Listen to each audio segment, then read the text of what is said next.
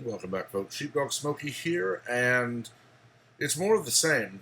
No matter what channel you turn on, what website you visit, where you look, you're hearing just nothing but the same story over and over these days. That story is you must continue to sacrifice your well being and your welfare, possibly risking eviction, loss of your car, and more because we say it's healthy. Governor Abbott here in Texas and some other places are not waiting. Governor Abbott is crafting a plan to begin reopening the Texas economy. And he's not just saying, boom, we're open. Unlike places like Michigan, where you can get an abortion but not a joint replacement, that's not happening here in the great state of Texas. People are not going to the hospital for, little things that honestly should not be gone to the hospital for. They are still seeing the doctor if needed, but they're being smarter about it. I honestly don't care that movie theaters are closed, but it is so nice to be able to go to a restaurant and sit down where not only do I not have to cook, I don't have to do any of the cleanup. If I don't get a drink to go, I don't have anything to put in my trash can when I get home. It's nice to go out to karaoke night or to play pool at a bar. And I've never enjoyed the ones where they are shoulder to shoulder. The one I go to, you could easily have people stand 6 feet apart and not really have a problem. The issue is humans are social creatures. We are not built for isolation. I've said in the past, I could be quite happy for a good amount of time sitting alone at home, reading, listening to music, making my little videos, and so on, interacting online through social media with my friends and family. But after a certain amount of time, I need that face to face contact. I need to be able to go to a friend's house or meet them for coffee or dinner because we need that interaction. And right now, we have cities like Los Angeles that are dumping sand into skate parks. Places like Meridian, Idaho, where a woman was arrested for taking her daughter to the park to play. Places like Kentucky, where churches have nails scattered all over their parking lot to prevent people going to church. But abortion is fine, or Muslims taking over an abandoned Catholic church, that's fine. Because we don't want to offend the abortion lobby or Islam. We only care about making sure that the Christians are kept in their place, and people going to the beach are kept in their place. And those hypochondriacs who break a knee, they don't need replacement. This is not about public health. This is about control. It's never been about anything but control. I'm honestly surprised we've not seen states like New York or California sue states like Texas for not imposing their draconian rule on our citizens here. In my own town, there are city orders that only one member of a household or one member of a group may enter a store at once for essential business. It's recently been relaxed to 2 people per home or per group. For my family, that's not an issue. I go to the store and I get things that all of us need. Or if we go in the middle of the day, only my father goes in, or only my mother goes in. And we generally, if my mom goes in, she's ordered for curbside. My dad and I will wander the store, pick everything up, and then get home, and we put everything where it needs to be. But for single mothers who have children, they're literally now saying leave your kids in the car or leave them home unsupervised. Because you can't find a babysitter right now. That's for sure. It's amazing to me that we have so many people willing to just knuckle under to tyranny and ignorant enough to actually say it's good for us. Right now, the mayor of Las Vegas is working to reopen the city. Already people are complaining that she's offering up her citizens as guinea pigs. If there's any example of a city that should never have been in a shutdown this long, it's Las Vegas. This is a city built on tourism, built on the entertainment industry, built on gambling.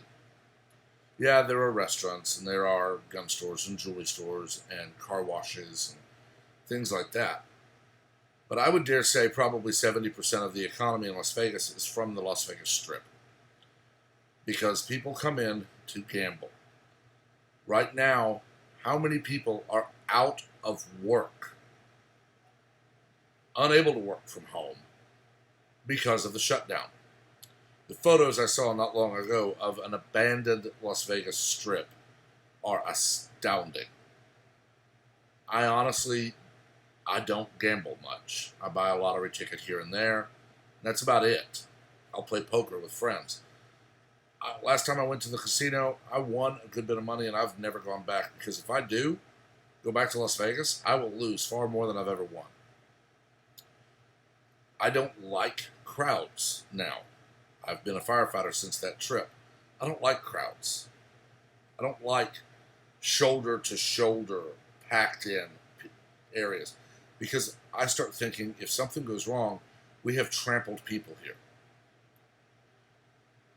But Las Vegas is drowning right now. They're going under because they've been shut down too long. I honestly don't know what the economy there will look like when this is over. New York is facing the same thing. Meanwhile, de Blasio and Cuomo are arguing like children over who can reopen what. This situation has done only one thing, and it is show that the people in charge in government should not be in charge. The House Democrats are blocking a bill that would extend funding for the Payment Protection Program because they want to include funding for the NEA, NPR, and other non-related items.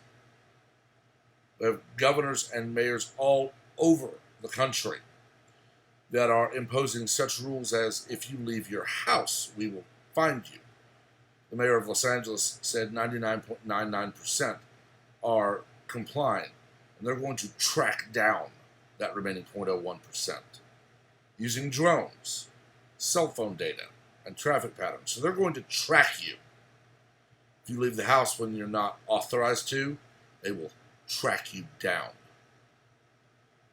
Anyone hearing a mayor or any government official saying, we will hunt down those who don't comply, should instantly say this person should not be a janitor in the dog catcher's office.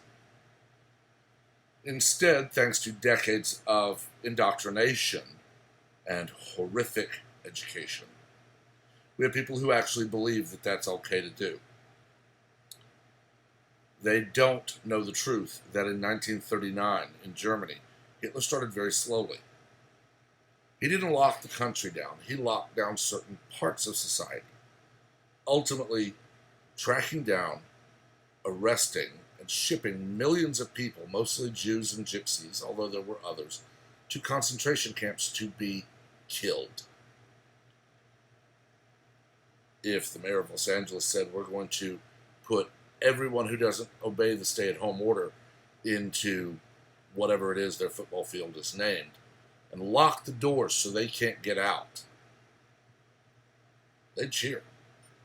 Never mind that Mayor Garcetti is saying we're going to starve them to death,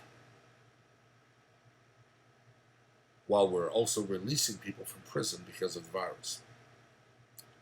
They do nothing for the homeless situation, but they argue we need to bring immigrants in for more temporary work, when we have millions of Americans right now who would love these jobs. It astounds me, the level of hypocrisy that we see from corrupted leaders.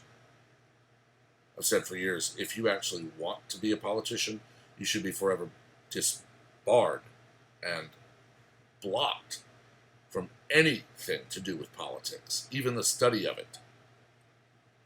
We should have people going to Congress who hate that they're having to go to Congress But they go, they do the job, and they leave after 1, maybe 2 terms.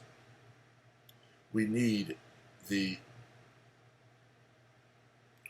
Jim Bowies, the Daniel Boones. If nominated, I will not run. If elected, I will not serve. He ultimately served and then came home. We need those people because they're going to go, they're going to stay as short a time as possible, and they're going to have someone else come in to finish the job or pick up the job. They're not going to lay there for 40 years drawing an exorbitant salary, voting pay raises for themselves, and saying, no, just obey, we're in charge, and expect it to be believed. I don't know where this is going to end, but it's not going to end well. Los Angeles is being strangled by a tyrannical mayor as his tyrannical governor smiles at him as he issues these orders. 8 years ago, when the Hunger Games came out, there was a gentleman interviewing people as they left the movie. I went to one of the later shows, and being that it was during the week, there were not a lot of people there, and he asked me if I would talk about it. Not too long ago, we had riots in Watts, and we're probably not far from a simple spark lighting off the powder keg of civil unrest. How much of a stretch is it to think people who can look the American public in the face and say abortion is fine, joint replacement is not, stay home, just accept that you're never going to work again, and we will give you what you need? How far a stretch is it to think those people could actually order military strike and ultimately some kind of penance every year for the public daring to defy them? We've already seen them call for actual violence against those who don't believe as they do. It's only one step further to order that violence.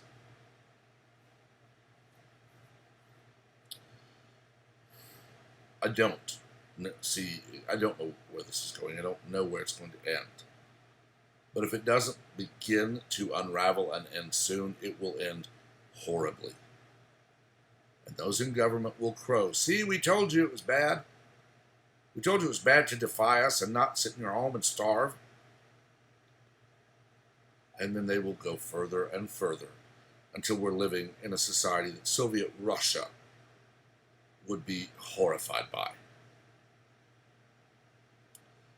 I've talked long enough. Let me know what you think in the comments. As always, remember, be civil.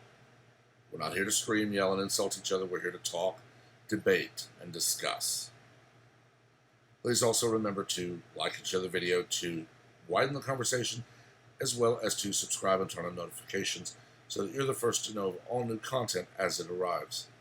Until next time, stay safe, smart, and healthy. Be careful, and everyone have a wonderful day.